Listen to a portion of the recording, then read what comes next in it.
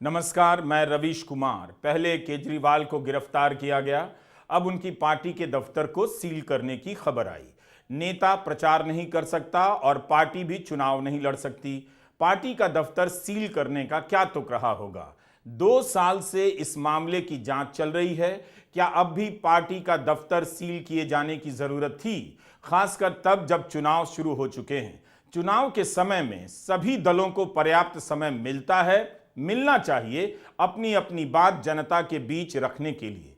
लेकिन अगर केंद्रीय एजेंसियां विरोधी दलों के दफ्तरों को सील करेंगी, विपक्ष के नेताओं को जेल में डालेंगी, तो फिर चुनाव का क्या मतलब रह जाएगा?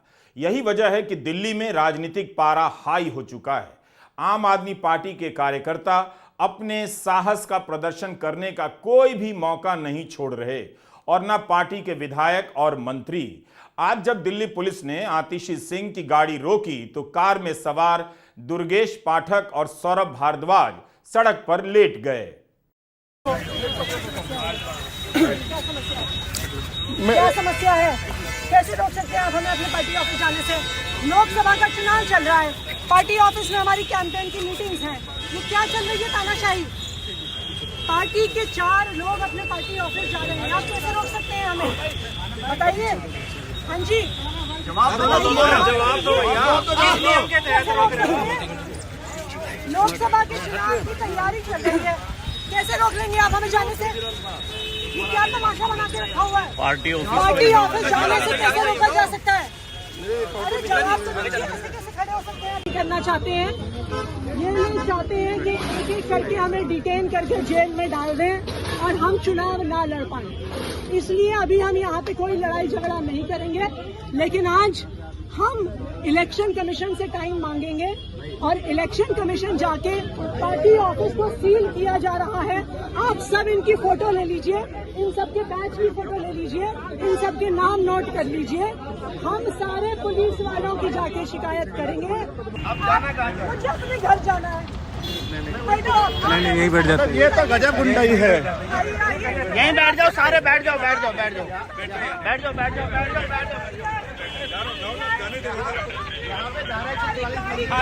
अरे आपने रोका। अरे गोली मारो ना,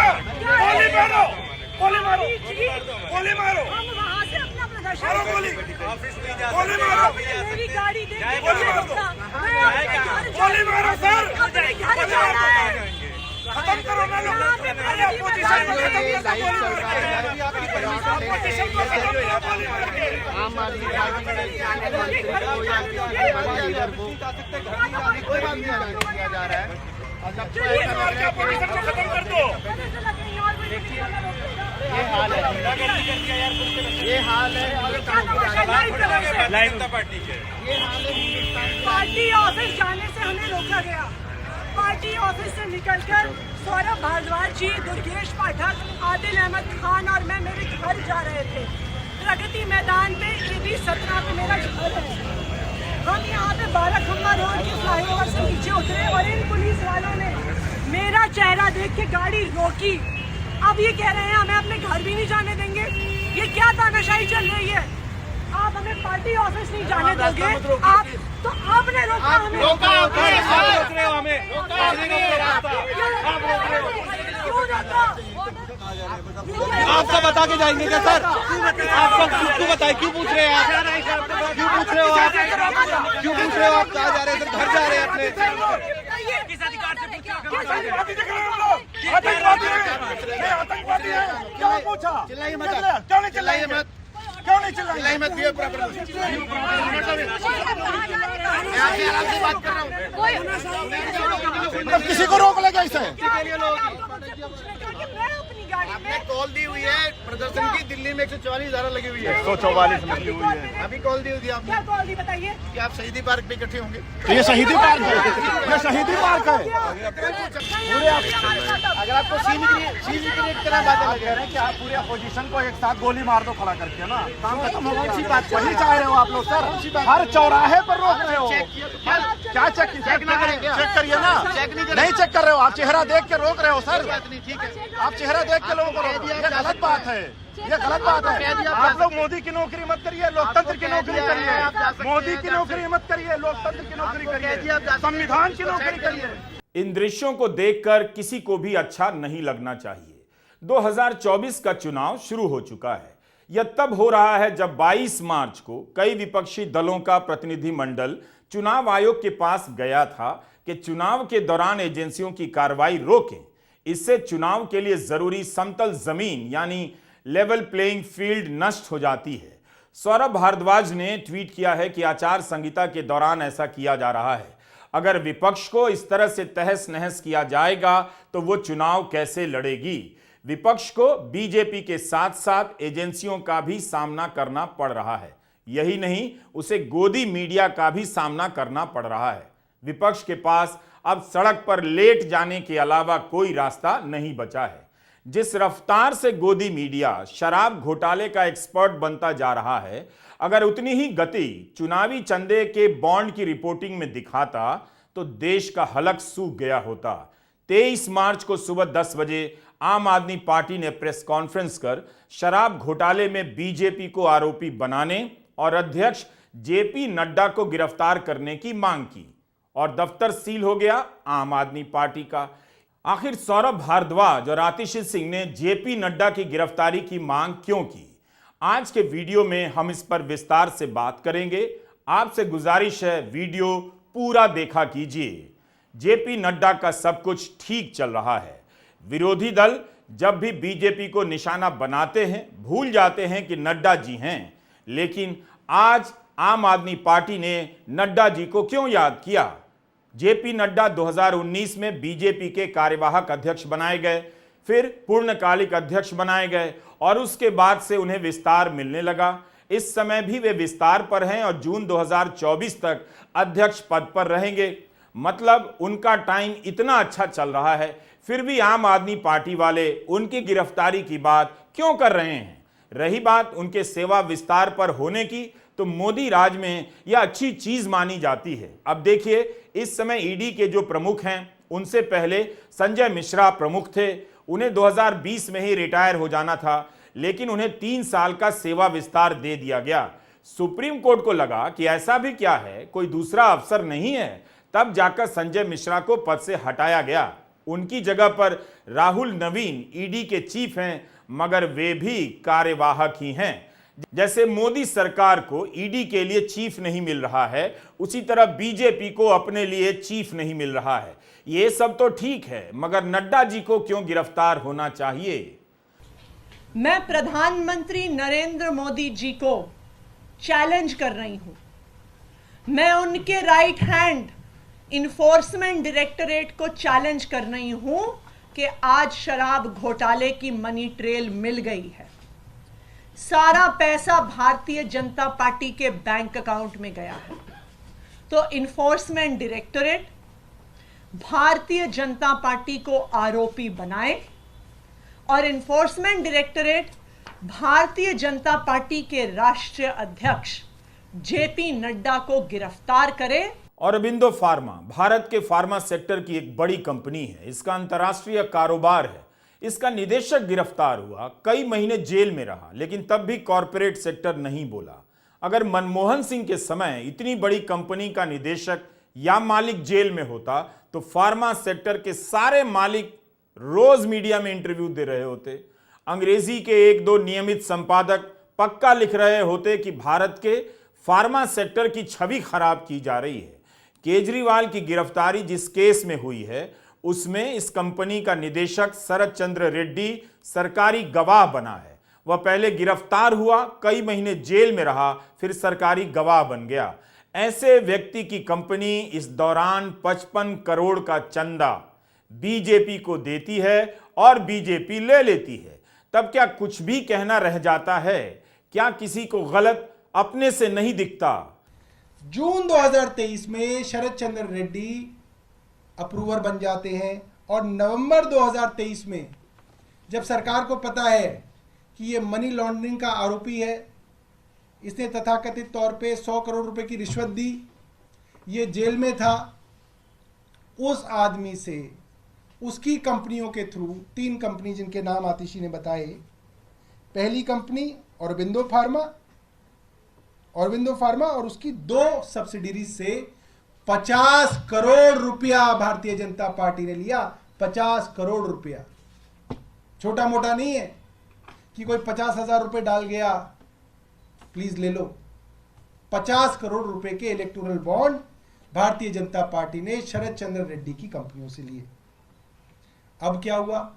ये तो क्योंकि छुपा हुआ था, किसी को पता ही नहीं चलना था किससे कौन क्या ले रहा है, किसी को बताना नहीं था। कानून बना दिया था देश में कि कौन सी कंपनी किससे पैसा ले रही है, कौन सी कंपनी किस पार्टी को पैसा दे रही है। ये कानून है देश का कि ये किसी को नहीं बताया जाएगा। शरद चंद्र रेड्डी सरकारी गवाह बन जाते हैं, उनके खिलाफ मनी लॉन्ड्रिंग का केस चल रहा है, लेकिन उनकी कंपनियां 55 करोड़ का बॉन्ड खरीद रही हैं। दे किसे रही हैं? बीजेपी को। क्या इसे लेकर ईडी को संदेह नहीं होता कि वो जिसे सरकारी गवाह बना चुकी है वो चंदा, उसकी कंपनी चंदा बीजेपी को दे रही है? कोई खेल तो नहीं है इसके पीछे? अगर ऐसा ही मामला आम आदमी पार्टी के साथ निकलता तो ईडी सारे विधायकों के घर पर छापे मार रही होती और चुनाव प्रचार छोड़कर आम आदमी पार्टी के विधायक ईडी के गिरफ्त में होते। यह कैसी ईमानदारी है कि ईडी जिस कंपनी के निदेशक को गिरफ्तार कर रही है, उस निदेशक की कंपनी बीजेपी को 55 करोड़ दे रही है। बार बार यह बात बताने की जरूरत है और बीजेपी उसे भुना भी रही है। इसी औरबिंदो फार्मा के निदेशक शरद चंद्र रेड्डी सरकारी गवाह बन जाने के बाद उन्हीं की गवाही होती है और केजरीवाल को गिरफ्तार किया जाता है, जबकि गिरफ्तारी के वक्त इन्हीं शरद चंद्र रेड्डी ने आरोप लगाया था कि उन्हें डराया धमकाया जा रहा है, उनकी कंपनी के कर्मचारियों को धमकाया जा रहा है कि वे केजरीवाल का नाम ले लें। सवाल है कि क्या इसकी जांच नहीं होनी चाहिए? क्या पता धमका कर ही 55 करोड़ का बॉन्ड खरीदवाया गया हो और बीजेपी ने भुना लिया हो। 9 नवंबर को 2022 ईडी शरद चंद्र रेड्डी को बुलाती है। शरद चंद्र रेड्डी कहते हैं कि मैं अरविंद केजरीवाल से कभी नहीं मिला, कोई पैसे का कोई लेन देन नहीं है, कोई सवाल ही नहीं उठता।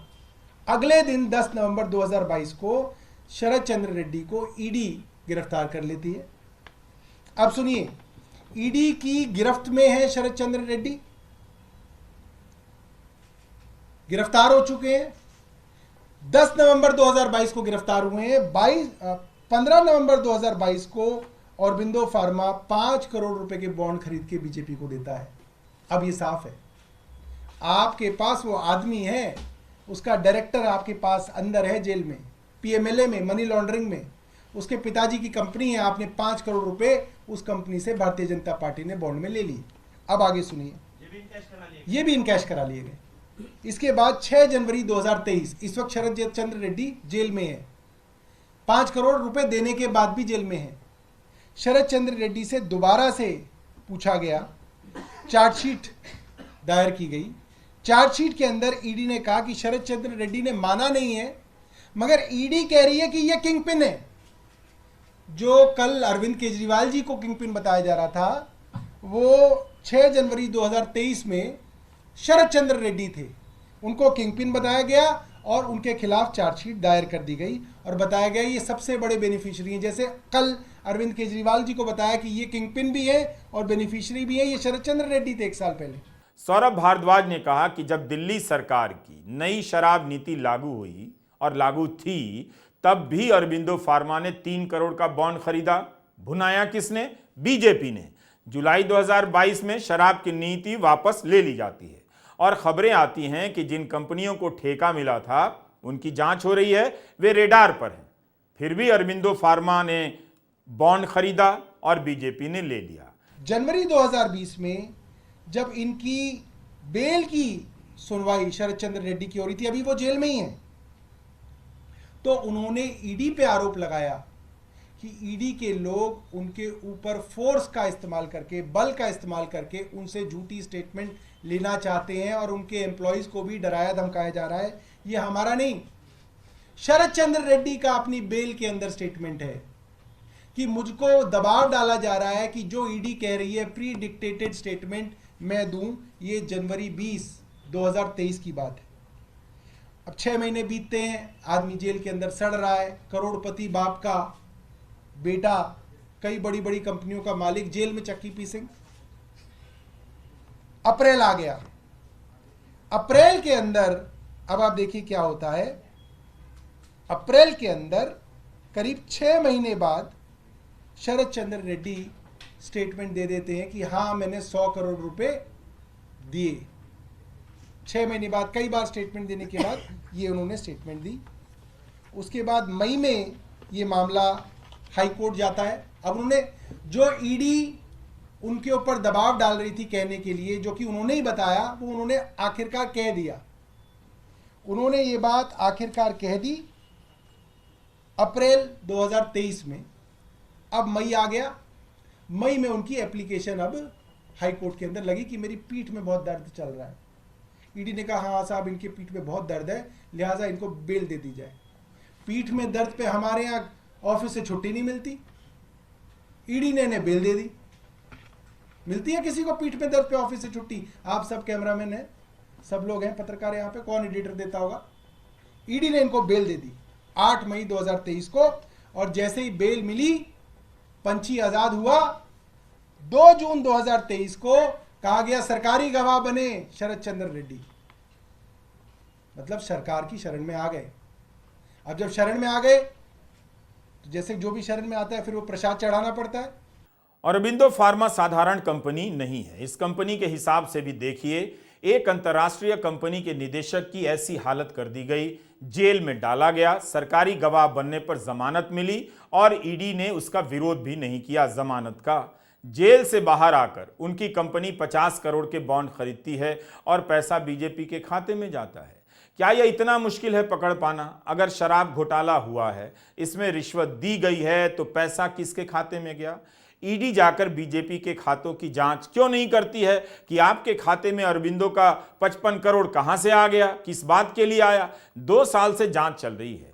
अगर कंपनी ईडी के रेडार पर है तो वो बॉन्ड खरीदकर बीजेपी को कैसे दे रही है और ईडी को पता कैसे नहीं चल रहा है? ये है मनी ट्रेल।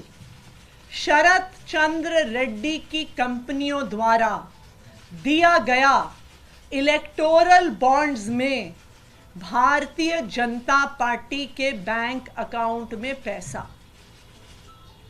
आज ये मनी ट्रेल पूरे देश के सामने आ गई है कि शरद चंद्र रेड्डी, औरोबिंदो फार्मा का मालिक, एपीएल हेल्थकेयर का मालिक, यूजिया फार्मा का मालिक, शराब का कारोबारी, उसने 4.5 करोड़ रुपए के इलेक्टोरल बॉन्ड्स दिए एक्साइज पॉलिसी के बनने के दौरान भारतीय जनता पार्टी को। उसके बाद गिरफ्तार होने के बाद 55 करोड़ रुपए के इलेक्टोरल बॉन्ड्स दिए भारतीय जनता पार्टी को। तो जिस मनी ट्रेल की पिछले 2 साल से तलाश हो रही थी, आज वो मनी ट्रेल सामने आ गई है कि आखिरकार शराब के कारोबारियों ने पैसा किसको दिया, पैसा कहां गया और पैसा कब गया। तो अब मैं प्रधानमंत्री नरेंद्र मोदी जी को चैलेंज कर रही हूं।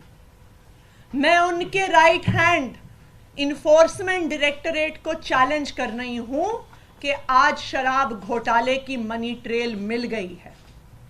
सारा पैसा भारतीय जनता पार्टी के बैंक अकाउंट में गया है। तो enforcement directorate Bharatiya Janata party को आरोपी बनाए और enforcement directorate Bharatiya Janata party के राष्ट्रीय अध्यक्ष जेपी नड्डा को गिरफ्तार करे, क्योंकि अब पहली बार एक्साइज पॉलिसी के मामले में आधिकारिक मनी ट्रेल सामने आ गया है। Same thing that was 1 year back. It is an illegal arrest. We are going to fight it out. It is a political case. It is a fabricated case. It is a false case. We are fighting it out. Please. They are asking the same thing again and again. There is nothing new.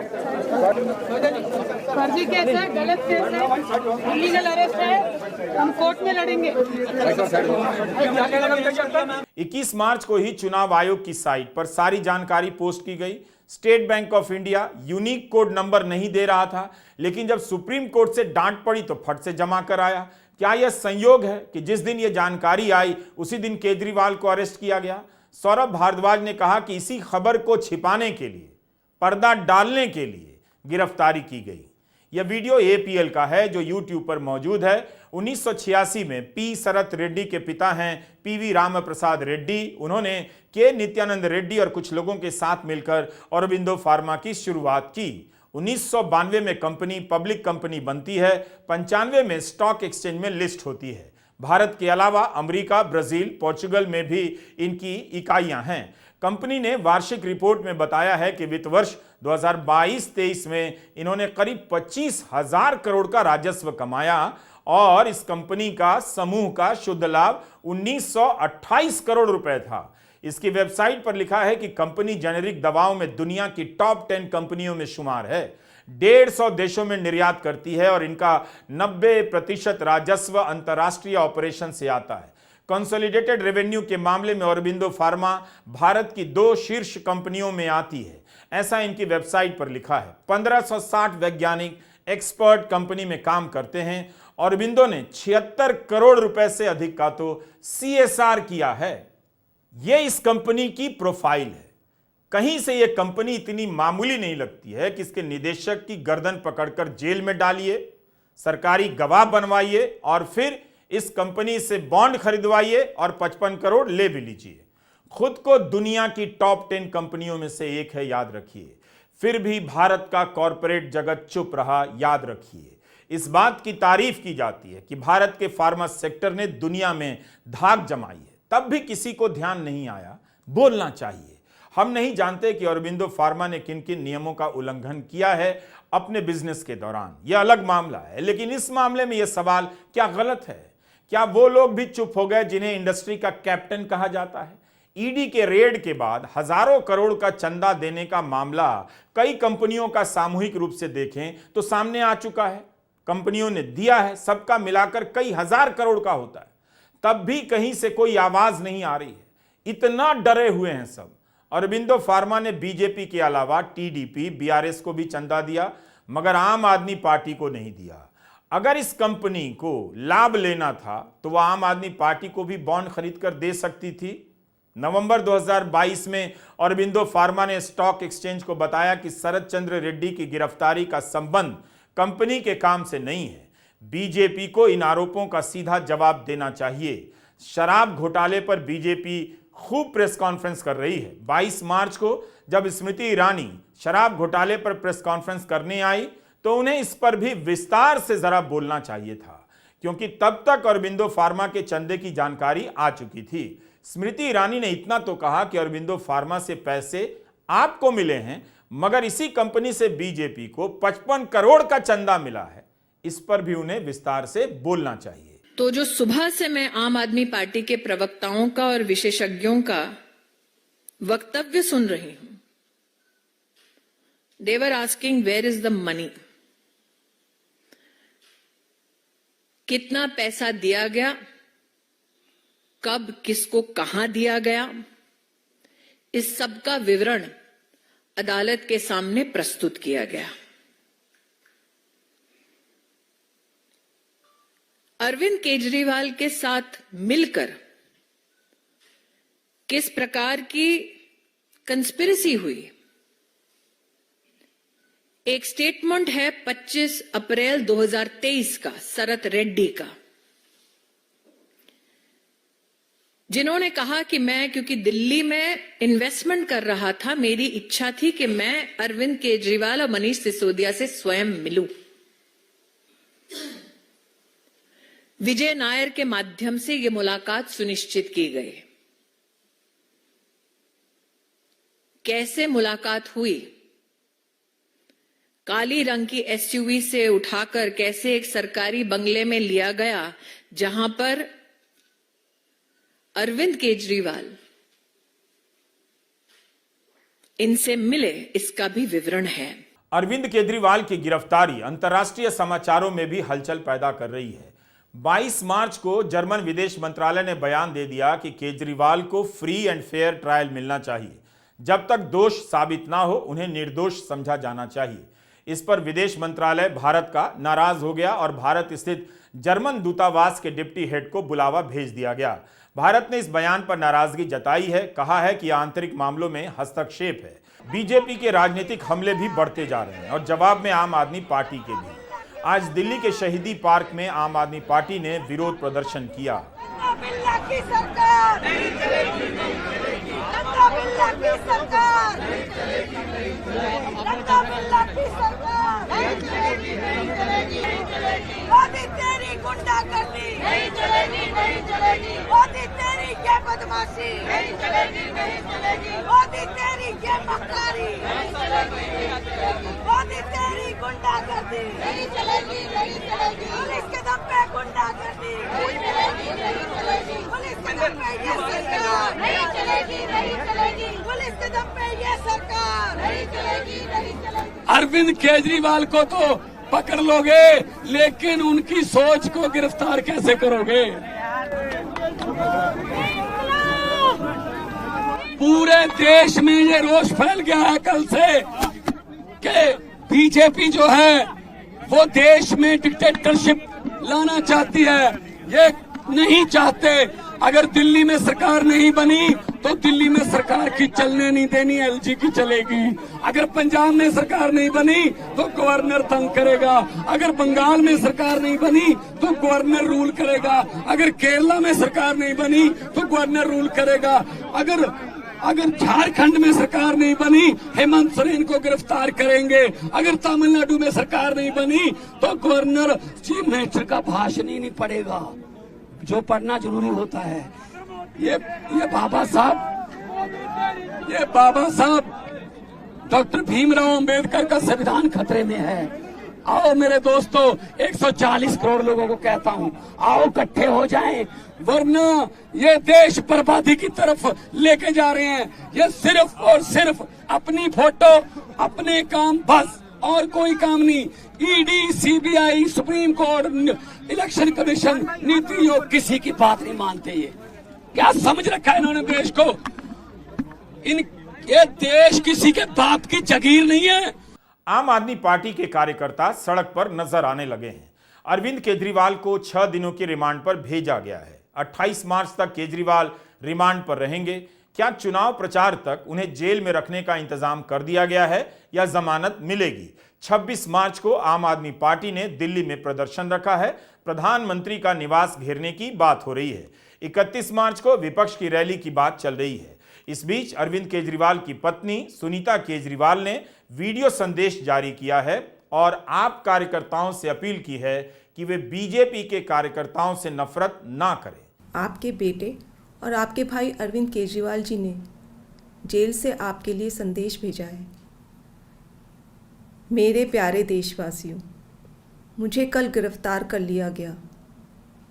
मैं अंदर रहूं या बाहर, हर पल देश की सेवा करता रहूँगा। मेरी ज़िंदगी का एक एक पल देश के लिए समर्पित है। मेरे शरीर का एक एक कतरा देश के लिए है। इस पृथ्वी पर मेरा जीवन ही संघर्ष के लिए हुआ है। आज तक बहुत संघर्ष किए, आगे भी मेरी ज़िंदगी में बड़े बड़े संघर्ष लिखे हैं। इसीलिए ये गिरफ्तारी मुझे अचंभित नहीं करती। आपसे मुझे बहुत प्यार मिला है। पिछले जन्म में ज़रूर मैंने बहुत पुण्य किए होंगे जो मैं भारत जैसे महान देश में पैदा हुआ। हमें मिलकर फिर से भारत को महान बनाना है, दुनिया का सबसे शक्तिशाली और नंबर 1 देश बनाना है। भारत के अंदर और बाहर ढेरों ऐसी शक्तियां हैं जो भारत को कमज़ोर कर रही हैं। हमें सचेत रहकर इन शक्तियों को पहचानना है, इन शक्तियों को हराना है।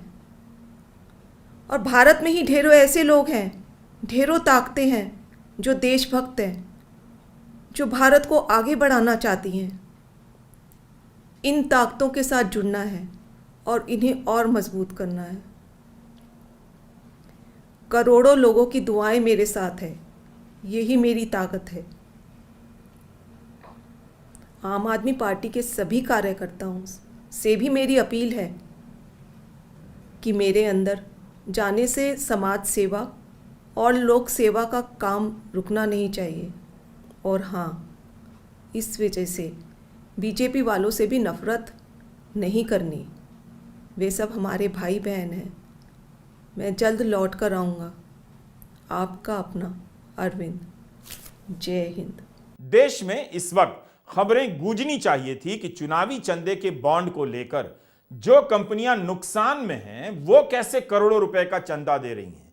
कहीं कोई घपला तो नहीं है। जिनका मुनाफा मामूली है वो कई 100 करोड़ का चंदा दे रही हैं। इस पर बहस होनी चाहिए कि क्या भारत का कॉरपोरेट धमकी देने पर छापे के डर से 100 करोड़ का चंदा खुशी खुशी दे रहा है।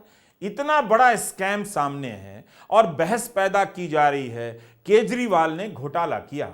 आखिर जिस कंपनी का निदेशक इस केस में गवाह है वह कंपनी बीजेपी को ही 55 करोड़ का चंदा क्यों दे रही है?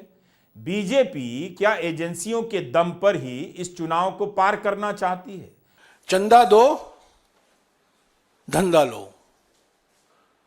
आजकल आप लोग सब सिम कार्ड इस्तेमाल करते हैं, कुछ लोग प्रीपेड करते हैं, कुछ लोग पोस्टपेड करते हैं। ये प्रीपेड घूस है, यानी कि चंदा दो, धंधा लो। प्रीपेड घूस, जैसा कि आपका प्रीपेड सिम कार्ड है। दूसरा रास्ता है ठेका लो, घूस दो। ये पोस्ट पेड हुआ, यानी कि पहला आपको कॉन्ट्रैक्ट मिलता है और कॉन्ट्रैक्ट मिलने के बाद आप रिश्वत देते हैं, तो ये पोस्ट पेड हो गया। तीसरा रास्ता है हफ्ता वसूली, और ये मोदी सरकार ने इस पर पेटेंट लगा दी है। हफ्ता वसूली के माने क्या है? ये पोस्ट पेड नहीं, ये पोस्ट रेड है। यानी कि पहले ईडी छोड़ो, सीबीआई छोड़ो, इनकम टैक्स छोड़ो कंपनियों के खिलाफ, और उससे बचने के लिए ये कंपनियां इलेक्ट्रल बॉन्ड खरीदेंगी और चंदा देंगे बीजेपी को। और चौथा रास्ता जो अपनाया गया है फर्जी कंपनियों का, शेल कंपनियों का। बार बार प्रधानमंत्री लंबे लंबे भाषण करते थे 2014 में पार्लियामेंट में और पार्लियामेंट के बाहर कि मैं फर्जी कंपनी को बंद कर दूंगा, फर्जी कंपनियों के खिलाफ हूं। पर फर्जी कंपनियों का भरपूर इस्तेमाल किया गया है इस कॉर्पोरेट डोनेशन, कॉर्पोरेट बॉन्ड घोटाले में। तो ये 4 रास्ते हैं। आज ही गुजरात में बीजेपी में बगावत हो गई। वडोदरा और साबरकांठा से बीजेपी के घोषित उम्मीदवारों ने चुनाव लड़ने से मना कर दिया।